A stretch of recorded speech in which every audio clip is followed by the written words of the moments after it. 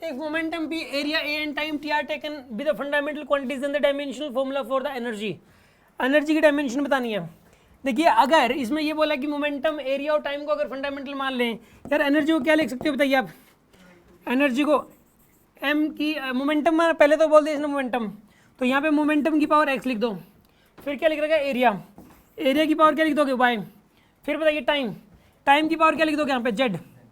अब यहाँ पे ना सबकी डायमेंशन पुट कर दो। एनर्जी की क्या होती है M L two T minus two, momentum की क्या होती है M L T minus one होती है, इसकी पावर एक्स, और एरिया की क्या होती है एल टू, इसकी पावर क्या हो जाएगी वाई, और टी की डायमेंशन क्या हो जाएगी यहाँ टी की, यहाँ के टाइम की टी आएगी।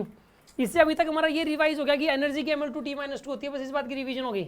हमें हालांकि पता था, फिर भी रिवीजन होगी कि एनर्जी की M L two T minus two होती है। पहली बात एक है ना मोमेंटम होता है मास इंटू वेलोसिटी, वेलोसिटी की एल टी माइनस वन होती है, तो M L T minus one direct लिख सकते हो, इसमें कहीं सोचना पड़े आपको, ठीक है ना। अब देखो एरिया, एरिया होता है लेंथ इंटू ब्रेड्थ, तो एल की पावर टू होती है इसकी, ठीक है ना। हमने ये पुट कर दिया। अब इस क्वेश्चन में कुछ भी नहीं है।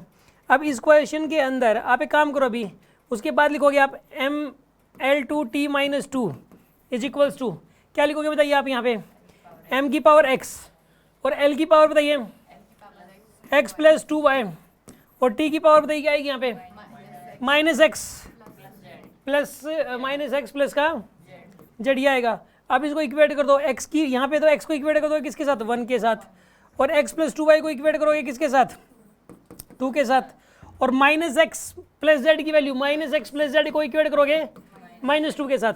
अब एक्स की वैल्यू वन यहाँ पे डाल दो, X plus two Y is equals to two, तो टू वाई की वैल्यू कितनी आएगी यहाँ पे वन आएगी, तो वाई की वैल्यू कितनी आएगी यहाँ पे वाई की वैल्यू वन बाई टू के बराबर निकल के आएगी, ठीक है ना। अब आप एक काम करो एक्स की वैल्यू वन यहाँ पर भी डाल दो, minus one plus Z is equals to minus two, तो जेड की वैल्यू कितनी आएगी बताइए यहाँ पे माइनस टू प्लस वन, कितना आएगा यहाँ पर ये माइनस वन।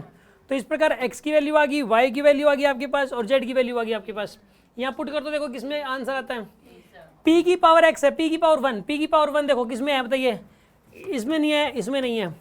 अच्छा ए की पावर वाई, ए की power Y one by two, तो वन बाई टू देखो किसमें इसी में है और इसमें नहीं है, तो यही आंसर है इसके अंदर, ठीक है। 15-20 सेकंडों में होने वाले क्वेश्चन है ये। क्वेश्चन ठीक आपको आता था, बट फिर भी एक प्रकार से आपने खुद ही सोल्व कर लिया, ये समझ लो, आपने ध्यान दे लिया इसकी तरफ, यानी आपने खुद ही सोल्व कर लिया, रिवाइज हो गया एक प्रकार से वाला क्वेश्चन, ठीक है ना। बस इससे ये पता लगता है मोमेंटम होता है M L T minus one, ये बात याद कर लो, और energy M L two T minus two, ये वाली बात याद कर लो, ठीक है ना।